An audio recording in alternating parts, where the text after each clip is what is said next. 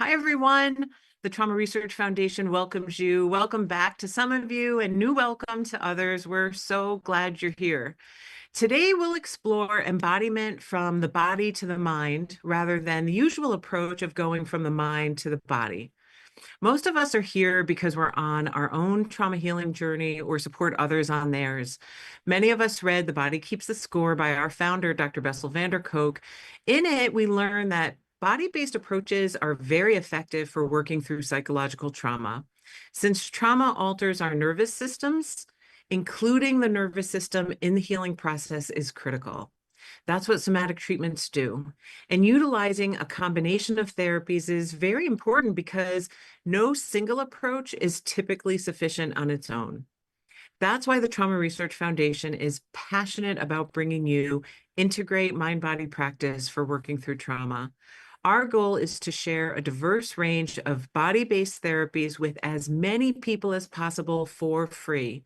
We want people to know there are many options available and to inspire hope that some may be helpful to them. Another goal is to give us the chance to not just talk about the approaches, but to embody them ourselves by practicing together.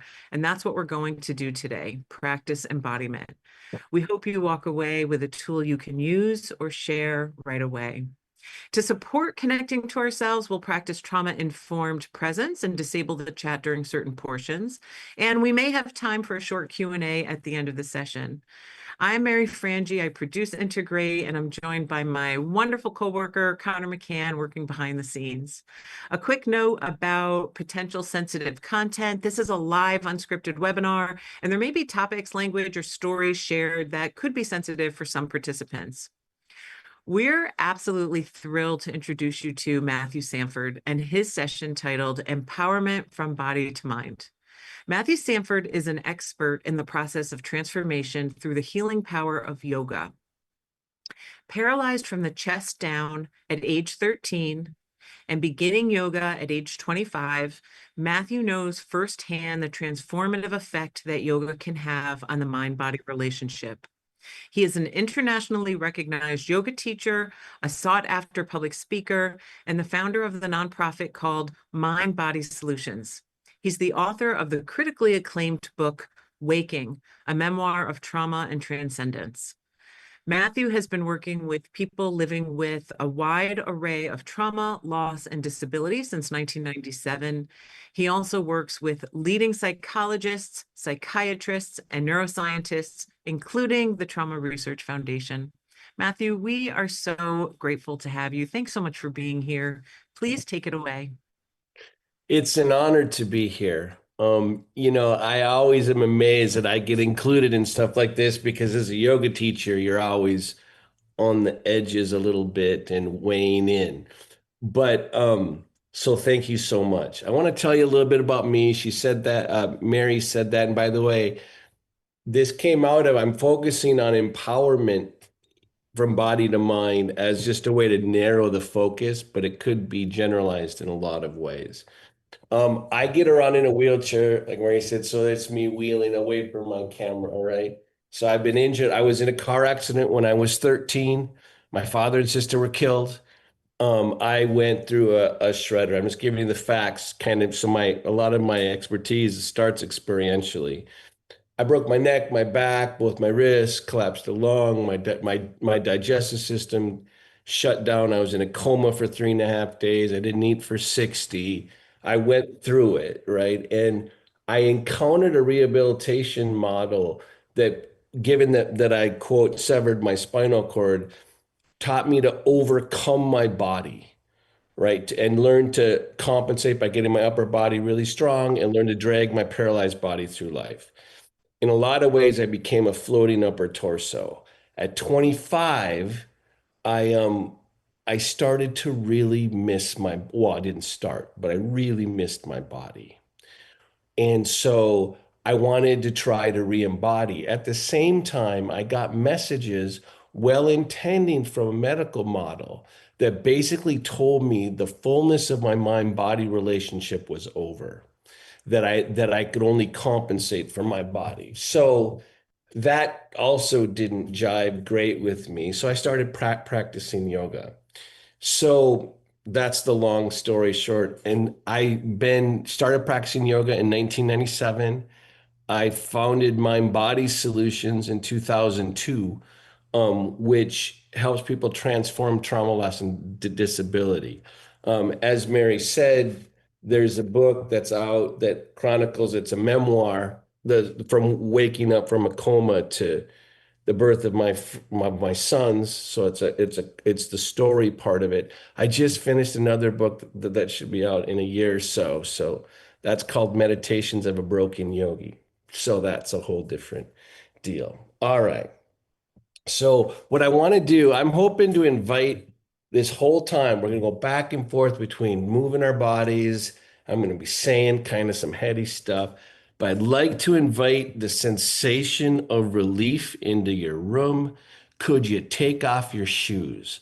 Are you in a position where you can let the dogs bark, where you can just, and think about that release from bondage as the sensation of freedom. You don't have to think about it. You don't have to plan it. You just like, oh, what do you do at the end of a long day? You take off your shoes. So let's start off by letting the dogs bark. Be nice to your feet. Just so you know, that's a generally good rule. Um, so so what I want to focus on, I mean, obviously we're all here. We all know on the call that trauma affects human consciousness on multiple levels.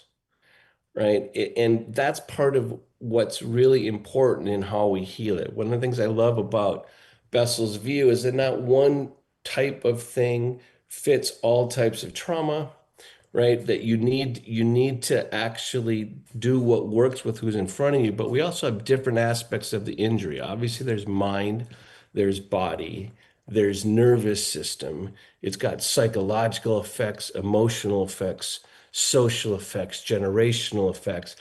And I really want to emphasize, and this is part of where my work comes, is that it affects the mind-body relationship and introduces often a sensation of disconnection between mind and body. And this is something that I think in our approach, and a lot of us are on the call because we recognize that that is actually the case, that a somatic approach is necessary to hit more components of the traumatic injury or to try to help. As Mary said, I think that a lot of the ways that we facilitate connection to the body without really thinking about it all the way. I'm also a philosopher, so I have to warn you, right? Is that we facilitate body awareness, but from mind to body. That's why you hear a lot about mindfulness, you hear about mindful movement. There's a lot of invitation, basically a lot of the instruction, and there's good reason for this, kind of goes into the frontal cortex. You notice things in the body, right? But the thing is, human consciousness includes the body. It's not, right? So there's a lot of potential healing and rewiring, even of the brain, that can occur from body to mind. And that's what we're going to go for here. I'm going to try to facilitate some sensations that are more from body to mind, trying to put them and hint at a larger context of how important it is. So, like for example, and the reason I'm focusing in on empowerment is is like the question begins with, what does empowerment feel like? Like on the inside, not up here. Like, what does empowerment feel like? And instead of trying to create conditions of trying to like have frontal cortex feeling of empowerment, can you facilitate empowering sensations in human consciousness from body to mind and let those seep up into the mind? Because one of the things I know as a yoga practitioner for as long as I have been is that the beauty of a mind body practice is that the body has a wisdom and is the witness to your entire life. Your mind goes in and out of phase. I always like to say that to people. It's like the most faithful part of your consciousness to living is your body. It's not your mind. Your mind wobbles and wavers and gets despondent. Your body will go forward. Even if it's growing cancer and the wrong cells, it's going forward with everything it has trying to live. It has mastered living. I know that sounds goofy, but your body's mastered living. Your mind masters possibilities and unknown and tries to, but your body is the happening part of you. And it always shows you where the present is. Always. Your mind is off more in the ether in a form of what I would call descriptively only emptiness. It creates thoughts and possibilities. Your body's happening, and especially it's centered through your spine more. This organizes stuff. This is an amazing evolutionary thing.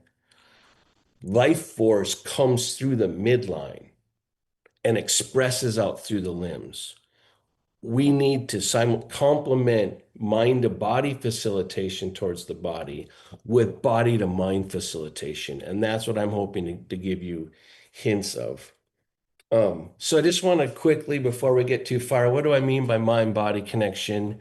It's simple. It's got all this stuff in it, but let's just lean back in your chair, scoot forward, lean back in your chair. I call this channel flipper posture.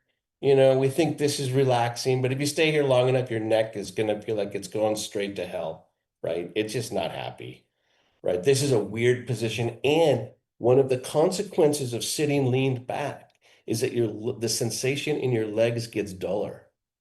And it's as simple as you're behind the gravity point. Turns out that gravity changes awareness in the body without you having to choose it. Now, this is a line I'm going to say over and over again. Awareness is happening in the body without you having to be in charge of it. And it can be really empowering. So now just sit up tall, lean forward a little bit, and notice the change of weight. You would call that weight, but there's more awareness in your legs. Right now, as you sit up kind of more on the edge of your chair, right away, you're more on your sitting bones, right? But now let your sitting bones be like butt up. Watch your chest drop. Can you tell? Like now, I'm going to start using descriptions. This is not what's happening. It's just descriptions that I think we share. I would say, as my chest drops, my body feels heavier when my sitting bones are like butter, like balloons, right? Now make them sharper. Hit down through some, and what it means is come a little bit forward and feel the inner edge of your sitting bones. And can you tell that awareness just went down your legs? Drop your chest again. It pulls out. Now here's the noodle baking thing. I feel this even though I have a severed spinal cord. Now just take that in, and I've been passing this on to disabled people, to traumatized people, to healthcare workers, to mental health care workers, is there's level of the nervous system that are happening without direct control and without muscular action that are profoundly empowering. And I would also say the source of resilience, right? So the fact that I can feel this too, now sit up straight and tall again, feel the energy of your sitting bones come on the front edge, lift the chest. Can we agree with this description? That feels more full. Let's drop the chest. Emptier. Can we agree with that description? Emptier. So this back between emptiness and fullness, this interchange is a constant sensation going on in the mind-body relationship. To overgeneralize significantly, even to a point of misleading, I would say trauma injures the person and gets them stuck in the sensation of emptiness more than fullness. Can you see how we're going towards disconnection, disempowerment here? Now let's think about the feeling of disempowerment. Let's again, this is just description. So there's a lot of ways to describe these body experiences, but in general, you and I share more of the same experiences rather than less. So I hope these words, the way I'm using it, when you drop your chest, you disconnect from the outside world a little bit. You drop down, things get heavier. right? You're going to have more tendency to not breathe as deeply. You're going to clench your jaw. You're going to press your tongue against your mouth a little bit more. You're not going to utilize part of the nervous system that's actually empowering. So it turns out that I don't want to get too technical because I got so much in my head right now that I want to share, right? But like you've heard the difference between the sympathetic nervous system and the parasympathetic nervous system, right? You've got like the fight or flight, and that's the one that got us to survive. And you've got this other part, this quieter part, that the balance between the two really matters, right? Ha- the quiet part doesn't have to disconnect from the world. In fact, the quiet part should be integrated into action. That's what's happening in a refining yoga pose. You take the quiet part of you and realize it as an energy source, and you start to integrate it with action.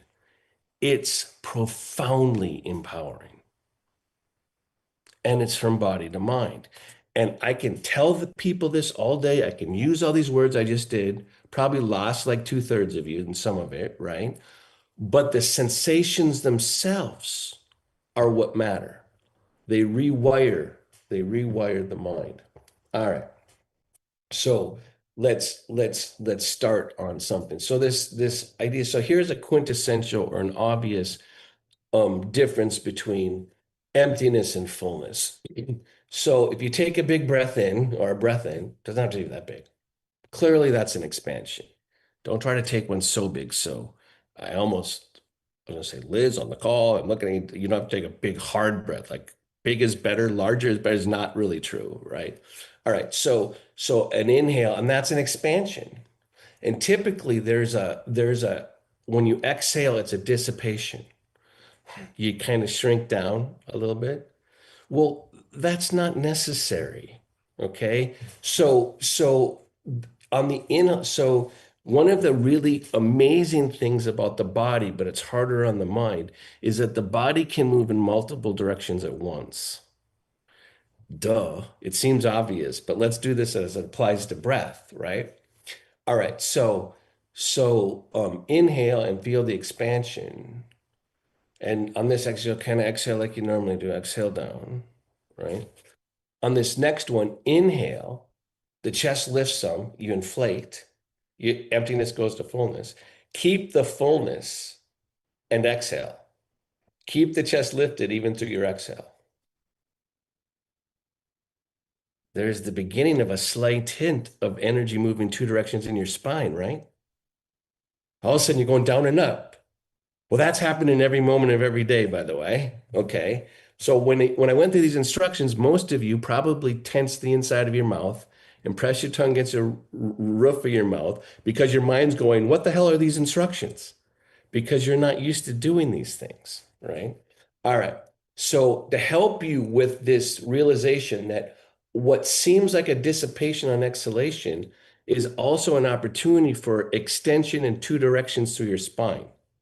Do it this way this next time. On this next, take an inhalation. And this time, exhale as if I'm pushing on the inner edge of each shoulder blade with two fingers. Like exhale from your back ribs. Lead the exhalation from your back ribs. And then take another breath. Do you feel that growing sensation when you exhale more from your back ribs? Here's a really wild thing about your body, right? A real wild thing about your body is that your yoga poses, your movements don't end at the terminus of your body. What you realize in a refining yoga practice, I can only speak about yoga, is that you're extending energy into the world and you're drawing energy back and you're in control of it, right? And not just because this part's in control of it. You can decide to exhale from your back ribs if you want and get this two-way direction that feels kind of empowering. When you fill the vessel, when the empty vessel gets full, it's empowering. All right, so we're going to start going from there. I hope we're kind of on board with some of these that's going on right now. Okay. All right. So we're going to increase this. So again, if you want to make things dull, go behind the gravity point. Lean back in your chair. Think, oh, this is, all right. Just the idea of being able to continually move from a duller, emptier sensation in the body to a more crisp one, it's empowering. Nobody has to know. Nobody has to give you permission. You can come forward on your sitting bones and hit down. So we're gonna give more instruction, right? And remember, the good thing, the important thing about the way I'm describing things is if you don't feel things the way I'm saying them, don't worry about it. What I mean is what you're feeling. And I can tell you it will evolve with practice. So you know how you listen to a song and you like the tune, and then a musician comes and says, "Do you hear the bass in that?" And then do you hear how this goes? And all of a sudden the song comes alive, like with way more dimension. That's waiting for you in your body, right? And you've got to let the song come into you before your mind judges the song. That's the beauty of music, right? It shows you stuff from inside to out. That's why we dance, right? So now I want you to sit up on your sitting bones, but I want you to hit your sitting bones, the bones you're sitting on, down, and lift your very low abdomen up. And then drop again. Go back to the empty feeling, right? And then when we're just adding more body awareness, now hit the sitting bones down, lift the very low abdomen up, the space between the sitting bones, catch it with your chest, and then drop it again. We're building a sequence here, right? Here we come. It's coming into like fuller and fuller. So now hit your sitting bones down, lift your lower abdomen up. And by the way, it's like, wait, I don't even know where that is. You kind of do. Just trust that your body knows how to do stuff, right? So hit your lower abdomen, catch it with your chest. Start to raise your chin a little bit. Broaden across the collarbones to catch it. Broaden the space between the shoulder blades to catch it. Has anyone noticed I haven't brought it up yet, but now your legs have more sensation in it? Feel what I'm talking about there? Me too. This is why I'm a yoga student. I can't believe I get to feel my body. I can't believe that the nervous system is that robust. And then drop your sternum down again. So, does this drop sternum position remind anyone of being at your computer? Right? Tension up here, drop sternum. By the end of the day, you feel pasty. You kind of are mad at everybody.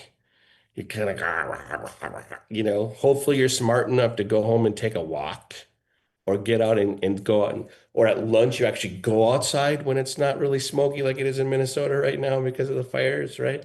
You go outside and breathe and take breaths. You realize that your body needs to help your mind reboot. Any creative person knows that the body is part of the creative process over and over again. All right. So this thing about the midline, all right. So I remember in my yoga practice, I've been practicing, what is it, 35 years. I remember when I had the feeling like, oh my God, it's about my spine. What the hell? Like I thought it was about everything else. No, it's about the spine. And it turns out that the spine, notice most of us don't really pay attention to the spine until it hurts.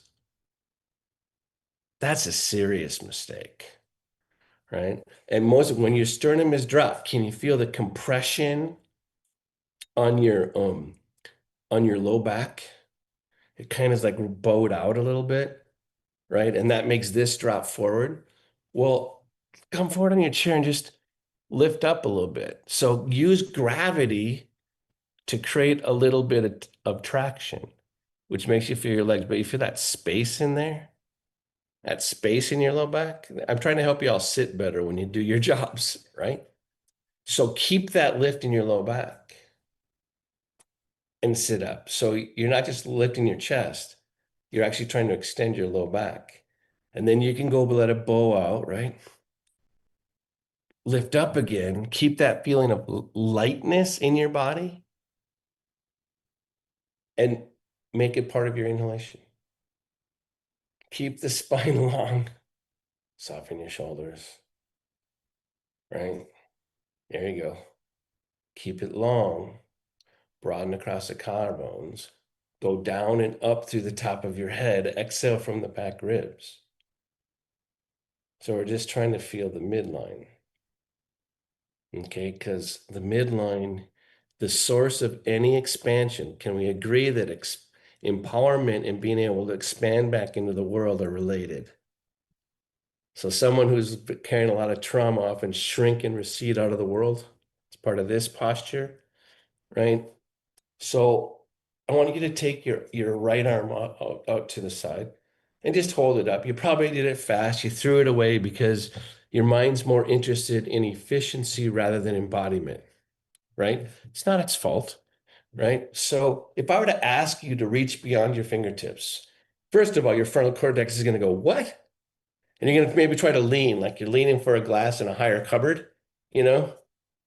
But if you wanted to have energy come from your midline out beyond your fingertips, so this is about to be a metaphor here, and it's literal, right? If you want to go beyond your fingertips, you have to move back towards the midline with your shoulder blade. Try it, right? You bring the shoulder blade back, you extend from the center of the elbow out through the center of the wrist. You feel what I'm talking about here? Anyone feel their legs more? Yeah, because all this is happening without your choice, but you get to be empowered by it. Do it the other way, right? Your will is going to reach for things to expand beyond. It's what human beings do all the time. We don't realize that expansion means going back to the midline and back out, right? So your arms out to the side, bring the shoulder blade back towards the body. At the same time, extend through the inner elbow out through the inner wrist and feel the change in your legs now. See, I'm looking at a couple people on the screen. You got to lift on your collarbones. Yeah. Open it up and then release. Take both arms wide. Now it's going to get harder, right? It's going to be harder to feel your midline. It's like, what the hell am I going to do now? Well, you're going to do some yoga, right? You're going to figure out how to feel your sitting bones, lift your sternum, lift under the collarbones, get bigger in space. In order to get bigger in space, you have to get down through your sitting bones. Go beyond your fingertips and now open your palms. Not so hard. Anyone pressing their tongue against the roof of their mouth? Take your arms down. Right away, your mind's going, I don't know what to do. I don't know what to do. I'm going to have to press on something. That's why we hold tension in the body. The mind doesn't quite know what to do. It's got possibility. It doesn't know how to process. So it's going to grab. Here's a funny one. Everyone that can, besides me, stand up. I hope you have your shoes off. And if you're really adventuresome, I'd love you to have your socks off, but that may be a bridge too far, right? But I don't know. We used to have t-shirts at Mind Body Solutions. We think better in bare feet. I actually think it's true, right? So I want you to stand and first of all, the same principle of down with the sitting bones and up to the chest applies in quote mountain pose. So if you think about mountain pose being tall from inside to out, it's called Tadasana in yoga, but you go down through your heels and you extend up to the top of your head. Hmm. So you're going down, but now I want you to broaden across your collarbones and broaden the space between your shoulder blades. And as you do that, hit down through your sitting bones. Now you got to bring some of you just stuck your butt out a little bit. Your tailbone popped out. Maybe you didn't even notice that, but your tailbone popped out, right? Bring your tailbone in towards the body, but hit the top of your thighs back. What? I'm telling you, these seems impossible for your frontal cortex. It's not. When you start there, you just did. So I just saw a couple of you just get it right there. Then you started to go down through the ground And beyond the top of your head,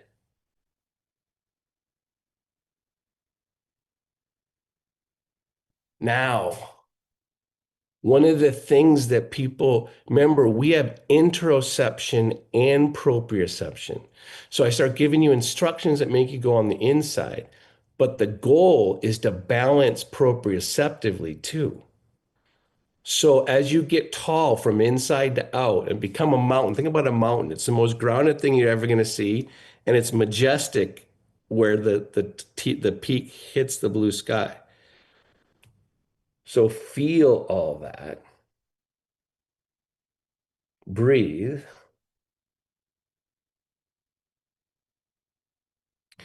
Now it turns out in Tadasana, people think they're just moving inside their body. You need to balance in the empty space in the room. This is a balancing pose.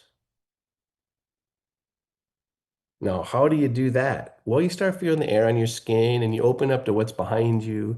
You start opening up to things you can't quite control and see while staying strong in your body. Okay, so now to show you what happens. So I don't want you to fall. Imagine this is my foot, right? Don't fall over, but I want you to come forward under the balls of your feet, almost where you're gonna fall almost. You have to like flex in there, right? Are you more or less connected to the room now? Well, you want to say more, but you're more physically present. But are you connected to the empty space in the room?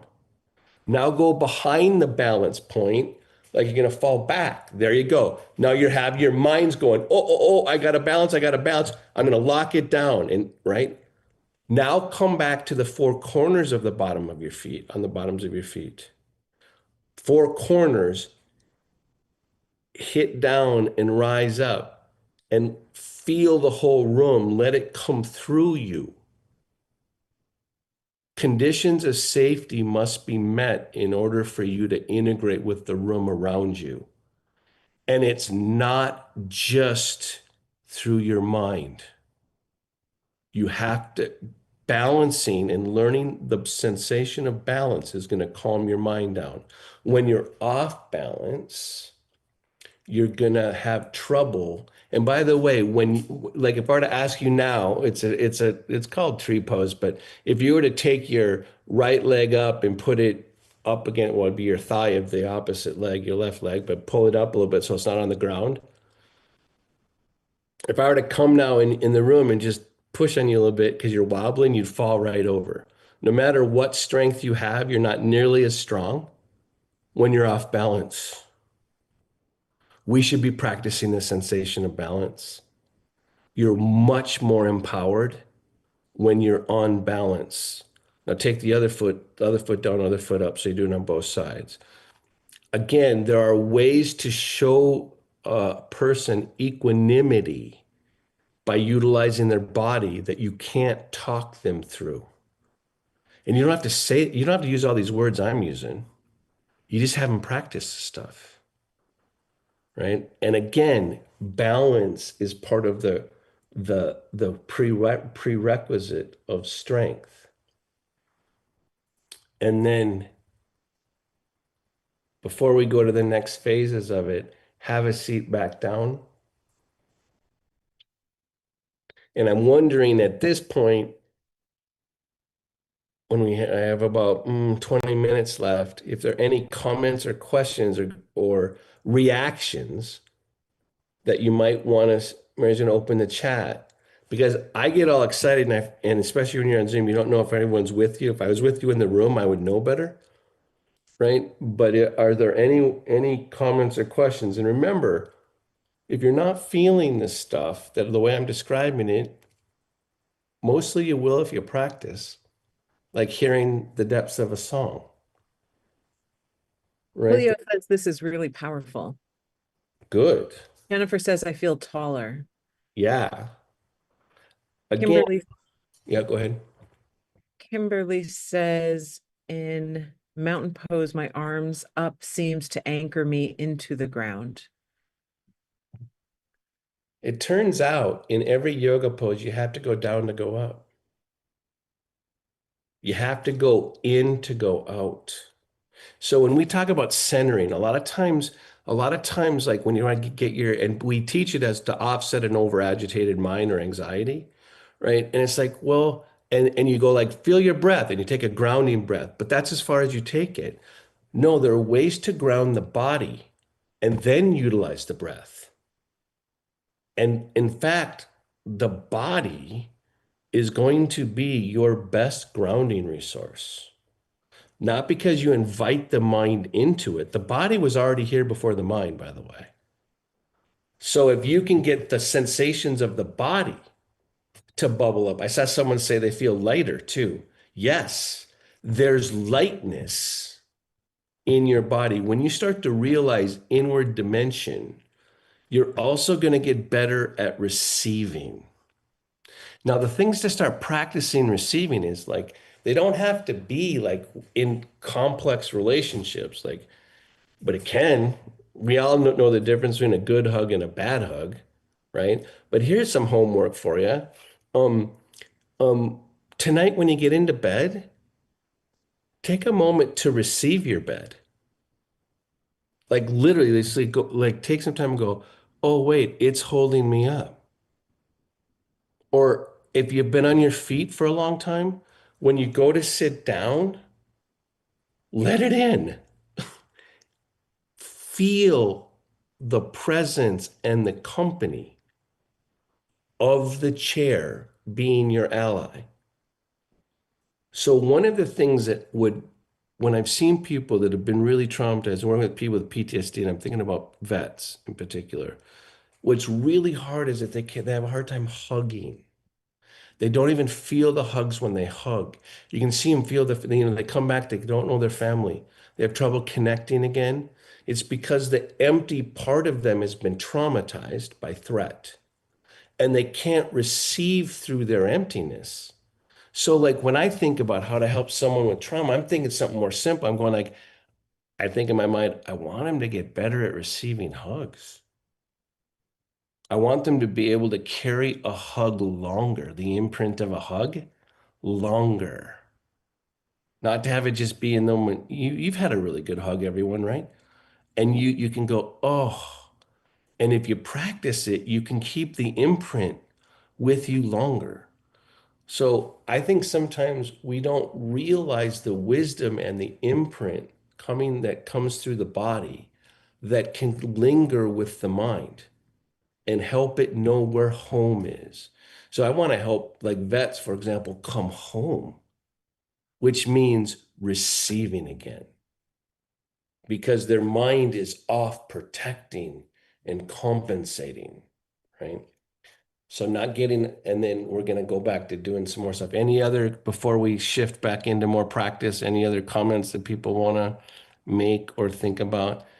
By the way, the energy that comes from balance, if someone you break in with something, but the energy of centering. So people think you're centering to get grounded and get the mind quiet.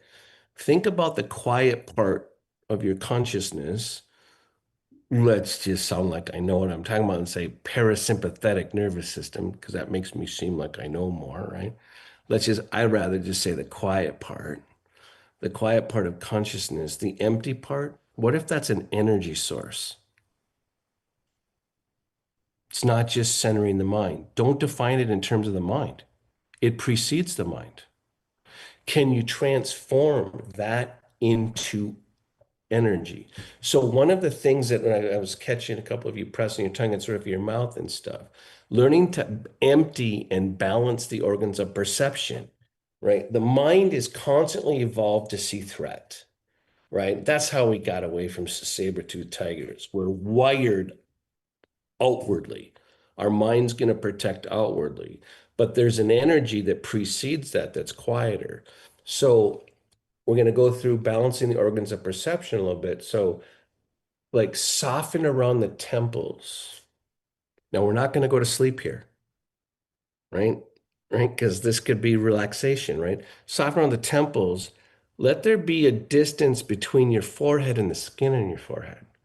What does that even mean? Soften your jaw. the inside of your mouth. Keep to help you do that. Put your lips together, teeth slightly apart. Like it makes your lips feel a little more sensual, right? Don't forget your mouth is the top of your spine. So when you're under stress, you're going to find yourself pressing your tongue against the roof of your mouth all the time when your mind's overactive. So you feel that as you soften and you even let your mouth, think of the inside of your mouth like a cave, deep, deep. It kind of is dropping. The amazing thing about being alive is you can take this quieter energy and now lift your sternum into it. Don't change it. Don't use the lifted sternum to offset what your mind's afraid of. Bring the quiet into the lift. As soon as you do, doesn't it make you want to inhale? Can you feel that tendency? You want to go right away, bring it and expand it? That simple transition of organs of perception. And now, one of the best ways to help you with stress, a very effective way to help you with stress, is be more aware of your back body. What?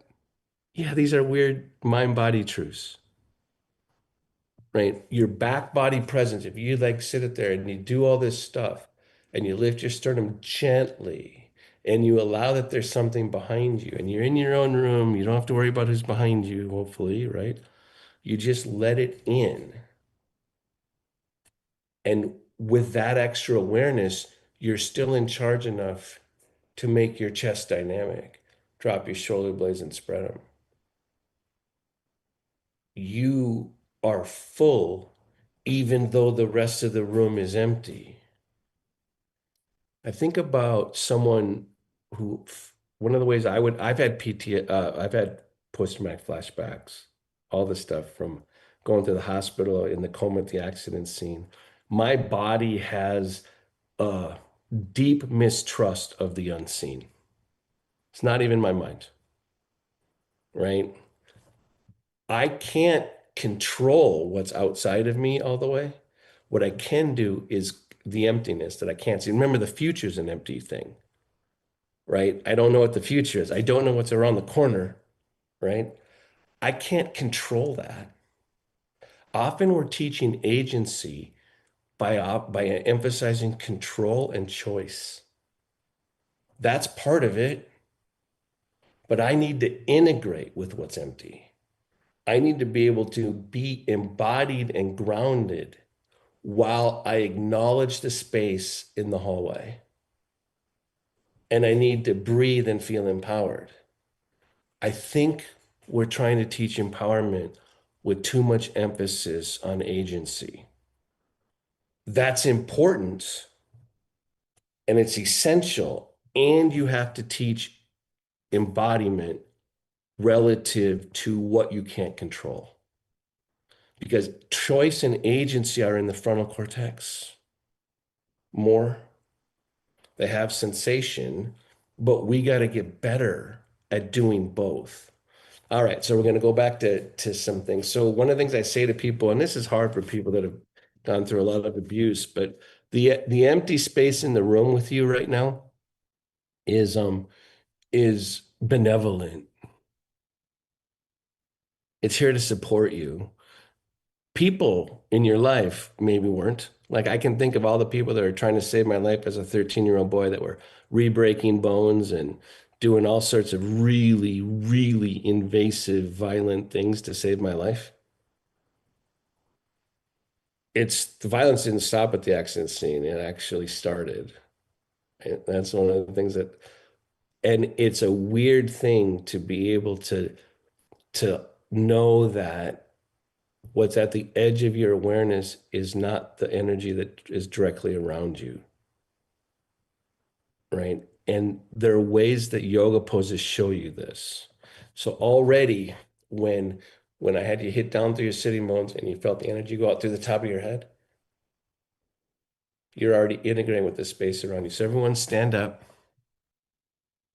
if you can. You can do it without standing too. So if I were doing it, I'd take my legs wide off my foot pedals and right. And I want you to take your arms and legs wide. So I'd like your feet to be about 3 to 3.5 feet wide. So a lot of you probably didn't do it that wide because we don't stand like that. But why not? Why aren't we taking up more space? You can take your arms down now for right now, all right? So you don't get too tired. But why aren't we taking up more space? So like this was an insight for me when I first started yoga. I was on the yoga mat and my yoga teacher had me take my legs wide like this.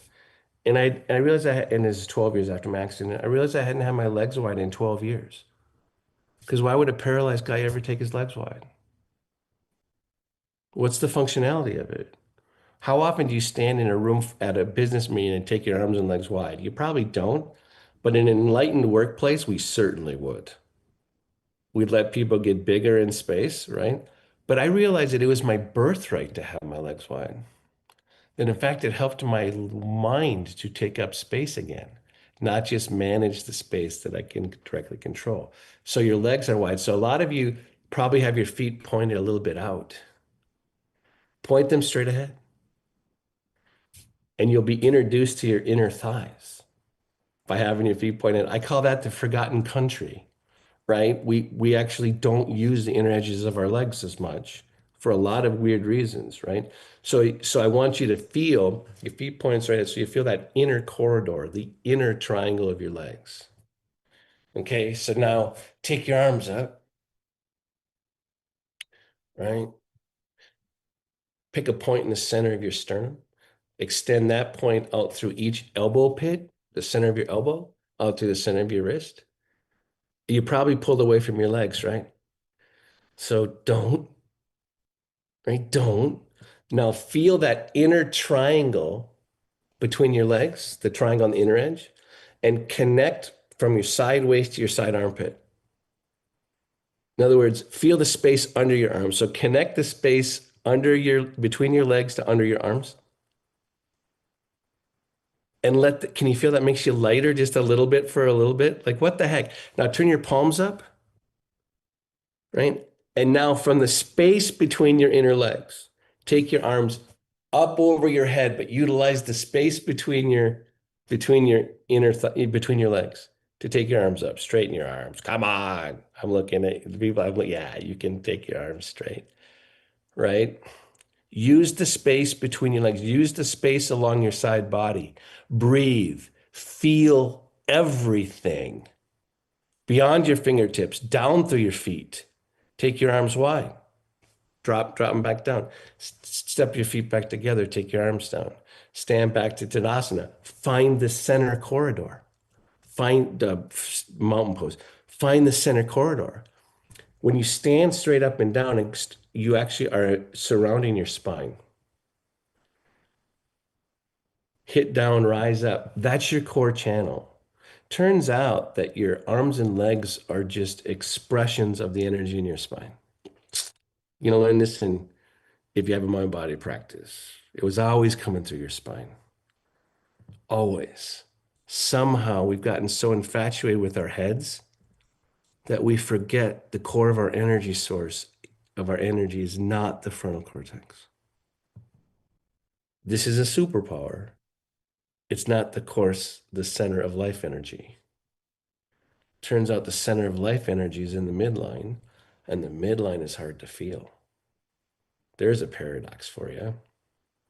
Okay, so take your legs wide and arms wide again.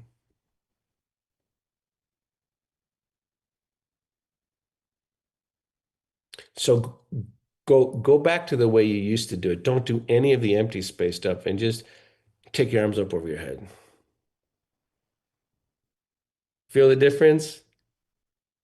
It's just like it doesn't feel nearly as good. Take your arms back down. Put your hands on your hips. Ground the base of your spine. That's what you're doing.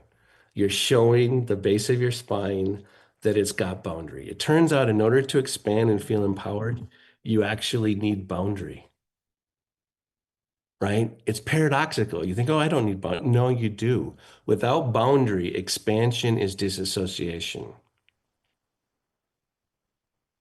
You get lost in the ether. So as you hold your hands on your hips, feel strong. Ground the life chakra part of your body. Now, as you do that, feel the space, the empty space between your in the triangle.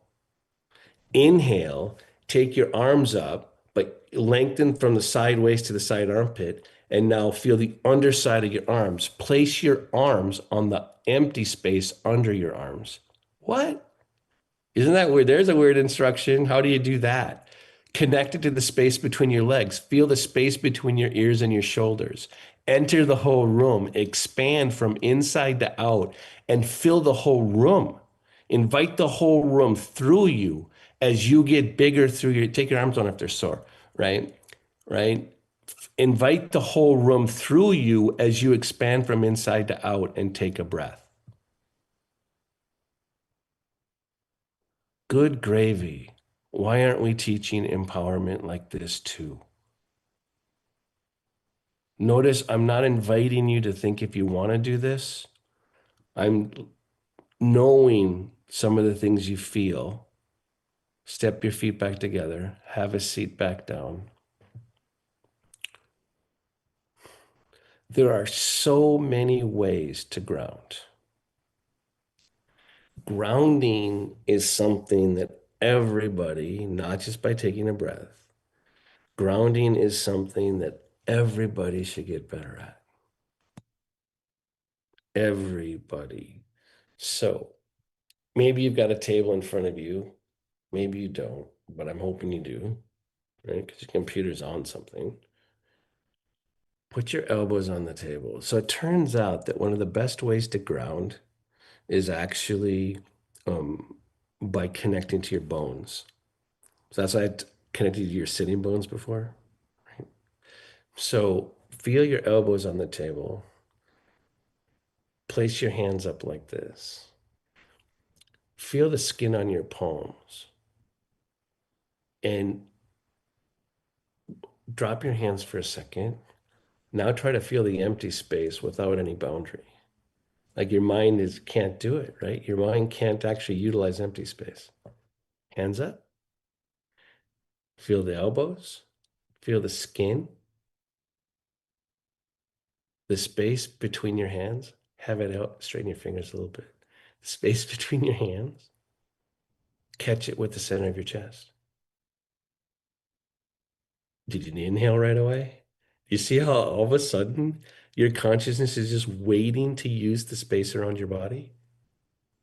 If I need grounding, and I'm going to bring my hands in prayer. It's a pose, but what I'm going to do is I'm going to take the bones of the heel of my hand and press them together. You feel that downward energy there? Call that earth. Okay? Call that earth and then take them apart. This time when you do it again, can you feel your lower abdomen as soon as you put your heel of your hands together? The answer is you can. You just maybe aren't used to you hearing that part of your song. Okay? Then like this. Now, as you lift your chest, open the center of your palm. Soften the inside of your mouth. Activate your spine. Feel the triangle of your elbows, right? Feel what's behind you. Open to what's behind you. Soften the inside of your mouth. Hit down, rise up through your spine. Let your skin feel the air around you. Every time you inhale, your expanding lungs are nudging into your rib cage. Your rib cage delivers through the bones right into your spine. Every time you inhale, you're breathing into your spine through your bones. When you exhale, do you feel that natural extension up through your spine? The energy you take on inhale, you should return in service. You don't dissipate on exhalation. You extend, you expand. There's gifts of resilience waiting for all of us in the subtlety of our mind-body relationship. We have to retrain what the mind pays attention to. Your body was always having this more robust story here. And it's the best home your mind is ever going to have is your body. Even if bad things have happened to you and you want to help yourself. I've been through a lot and I have a lot of chronic pain, and it still remains the truth that my body has got my back. It's the thing that helps this thing stay here. Stay here. All right, we got a couple minutes for um, questions or comments. There's a Yeah. lot of comments in the chat and several questions. Um, Matthew, if we're in an anxiety spiral, what's a good grounding pose or grounding work to do for anxiety? Well, yeah, I mean, first of all, having some sort of body practice that it as part of your practice, so when it happens, you can get there easier, right?